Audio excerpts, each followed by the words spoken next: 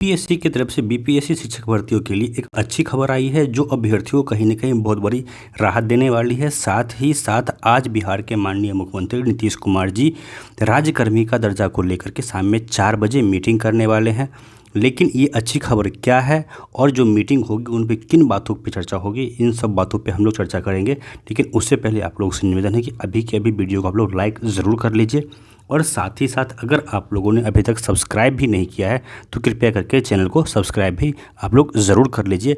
देखिए, जो बीपीएससी का पुराना आदत रहा है कि जो लोग नॉर्थ बिहार के हैं उनका सेंटर साउथ बिहार देना और जो साउथ बिहार के हैं उनका सेंटर नॉर्थ बिहार दे देना। लेकिन क्योंकि ये शिक्षक भर्ती है इसलिए इसमें नियम को बदला गया है और जो आपका सेंटर होगा आपके गृह जिला के अगल बगल के ही किसी जिला में होगा। इसके लिए देखिए, जो प्रावधान बीपीएससी की तरफ से किया गया है उसमें ये बातें कही गई है कि आप जिस प्रमंडल के निवासी है, अगर मान लीजिए आपका घर मुजफ्फरपुर है तो मुजफ्फरपुर पड़ता है, आप लोगों को पता होगा, तिरहुत प्रमंडल के अंदर। तो तिरहुत प्रमंडल में मुजफ्फरपुर को छोड़ के ही किसी भी ज़िले में आपका सेंटर पड़ सकता है। एग्जाम्पल के लिए अगर मान लीजिए आपका घर दरभंगा जिला है तो दरभंगा जिला खुद एक प्रमंडल है, दरभंगा ही प्रमंडल है। उसमें मात्र 3 जिले आते हैं, समस्तीपुर, दरभंगा और मधुबनी।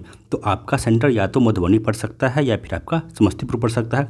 इसके अलावा और कहीं आपका सेंटर नहीं पड़ेगा। तो ये कहीं ना कहीं अभ्यर्थियों के लिए बहुत बड़ी राहत की खबर इसलिए है क्योंकि पता है आप लोगों को कि आपको एक साथ 2 एग्ज़ाम देना है। 2 एग्ज़ाम इन द सेंस कि 2 दिन आपका एग्ज़ाम होना है। एक दिन आपका जो एग्ज़ाम होना है वो होना है लैंग्वेज पेपर का और दूसरे दिन आपका होना है जो आपका सब्जेक्ट है उसका।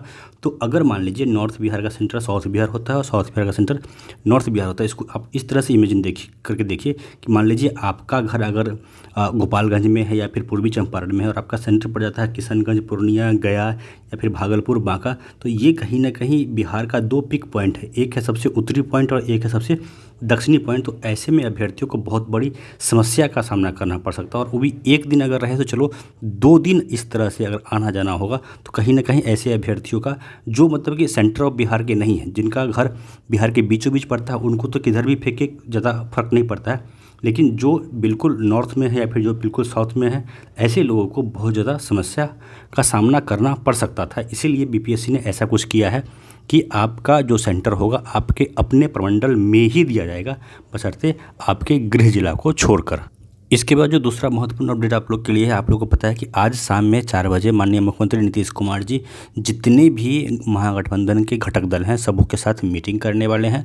और आज की मीटिंग का जो एजेंडा है वो जितने भी नियोजित शिक्षक हैं उनको राज्यकर्मी का दर्जा देने और साथ ही साथ उनकी जो और प्रमुख मांगे हैं, जैसे कि पिछले कुछ समय में के पाठक के द्वारा जिन भी शिक्षकों को निलंबित किया गया है उनका क्या करना है, साथ ही साथ बहुत लोगों का वेतन रोक दिया गया है उनका क्या करना है। इसके अलावा और भी बहुत सारी नाराज़गियाँ हैं जो शिक्षक और शिक्षक संघ का, पर्टिकुलरली के पाठक से या फिर शिक्षा विभाग से, इस पे कहीं ना कहीं जितने भी घटक दल के महागठबंधन के नेता हैं उनसे मुख्यमंत्री जी चर्चा करेंगे। और इसका जो लीड कर रहे हैं एक तो मुख्यमंत्री जी हैं और साथ ही साथ पूर्व शिक्षा मंत्री वर्तमान वित्त मंत्री आपको पता है विजय कुमार चौधरी। लेकिन जो मुख्य मुद्दा है आज का वो है राज्यकर्मी का दर्जा और साथ ही साथ उर्दू शिक्षक, कंप्यूटर शिक्षक का बहाली करना। कंप्यूटर शिक्षक आप लोग को पता है कि अभी जो बहाली हो रहा है वो सिर्फ और सिर्फ 11th-12th के लिए हो रहा है।